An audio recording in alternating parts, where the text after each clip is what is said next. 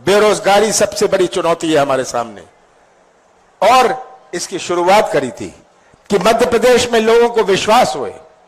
कोई क्यों आएगा सिंगरौली अगर भ्रष्टाचार में नंबर 1 है मध्य प्रदेश? क्या कोई आएगा? विश्वास से लोग आते हैं। जिसको तमिलनाडु और केरल में अपना सामान बेचना है वो हरियाणा या पंजाब में अपना उद्योग लगाता है, क्योंकि मध्य प्रदेश पर विश्वास नहीं। भ्रष्टाचार में नंबर 1 मैं इनसे बात करता था। जहां जहां देखो हर वर्ग परेशान है। हमारा नौजवान भटक रहा है, हमारा किसान खाद बीज के लिए घूम रहा है। अन्याय और पंचायती सिस्टम, पंचायती राज तो बचा ही नहीं। आज हमारे सरपंच की कोई कीमत नहीं, हमारे उप सरपंच की कोई कीमत नहीं। पंचायती राज चौपट है, क्योंकि इन्होंने जो शासकीयकरण किया है पंचायती राज का, किसी तरह कुछ वसूली हो जाए। ये हमारा जो फंड है माइनिंग फंड का उपयोग फायदा पहुंचाने में नहीं है। कितनी कमीशन बनती है उसका फायदा वो देखते हैं। शिवराज सिंह जी की सरकार ने 3,30,000 करोड़ रुपए का कर्जा लिया, और ये कर्जा चुकाने के लिए जो ब्याज होगा, ये ब्याज के लिए भी कर्जा लेना होगा। मैं तो पूछना चाहता हूं शिवराज सिंह जी, ये 30,30,000 करोड़ किसको लाभ हुआ? क्या हमारे सिंगरौली के अतिथि शिक्षकों को लाभ हुआ? क्या हमारे आशा उषा कार्यकर्ताओं को लाभ हुआ? क्या हमारे नौजवानों को लाभ हुआ? इसका उपयोग उन्होंने किया बड़े बड़े ठेके देके, बड़े ठेके दिए, और ठेके से जो कमीशन बनती है, कमीशन निकाल ली ठेका देके। ये 3,30,000 करोड़ रुपए। आज शिवराज सिंह जी, मुझे बताया गया, ये आए थे कुछ साल पहले कि मैं सिंगरौली को सिंगापुर बनाऊंगा, कहा था ना सिंगापुर बनाऊंगा। ये आज यहां देखकर मैं सोचता हूं शिवराज सिंह जी तो झूठ की मशीन है, घोषणाओं की मशीन है, और अब तो वह शिलान्यास की मशीन भी बन गई। 5 महीने बचे हैं चुनाव में, जहां जो कहना है कहलवा लो, जहां नदी नहीं है वो पुल की भी घोषणा कर देंगे।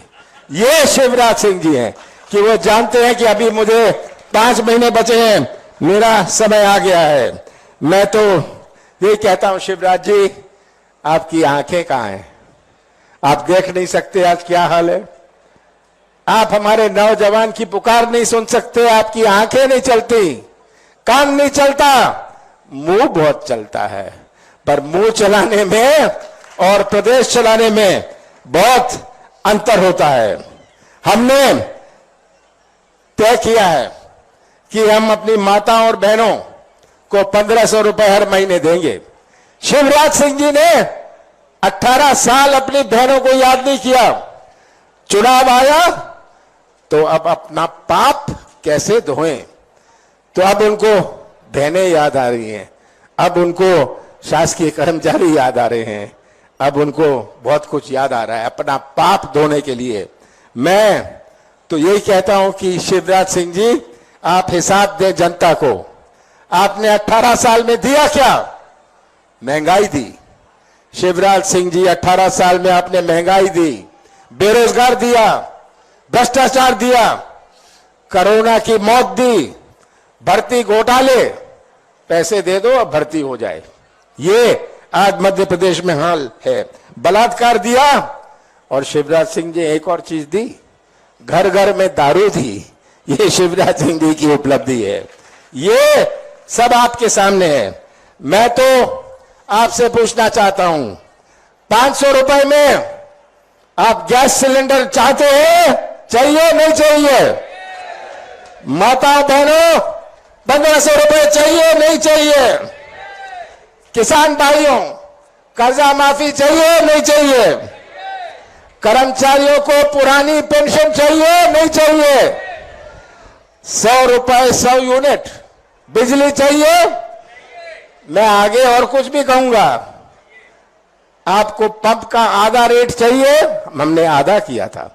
ये जो हमने किया, मैं उसको गिनाना नहीं चाहता कि अगर कोई गवाह है, हमारे कार्यकाल का कोई गवाह है, ये आप हैं। आप पूरे प्रदेश की तस्वीर रख लीजिए अपने सामने और तस्वीर देखते हुए सच्चाई पहचानिए। सच्चाई पहचानिए। अगर आप भविष्य सुरक्षित रखना चाहते हैं सिंगरौली का, आप भविष्य सुरक्षित रखना चाहते हैं मध्य प्रदेश का, तो ये तस्वीर अपने सामने रख लीजिए और फैसला करिएगा। भविष्य सुरक्षित रखिएगा, हमारे नौजवानों के भविष्य सुरक्षित रखिएगा, हमारे किसानों का, हमारे मजदूरों का भविष्य सुरक्षित रखिएगा। और अगर आपने सच्चाई का साथ दिया तो कोई नहीं रोक सकता कि विधानसभा चुनाव के बाद हमारे सिंगरौली जिले का झंडा मध्य प्रदेश की विधानसभा में लहराएगा और एक नया इतिहास बनेगा। मुझे कहा गया कि बैगा समाज के लिए हम बैगा समाज को बैगा प्रोजेक्ट में जोड़ेंगे। हम जरूर जोड़ेंगे, सिंगरौली सीधी को हम जरूर जोड़ेंगे बैगा प्रोजेक्ट में। ये इसके साथ साथ जो मैंने कहा, हम सिंगरौली के भविष्य के लिए विकास का एक नया इतिहास बनाएंगे। आप सबका बहुत बहुत धन्यवाद।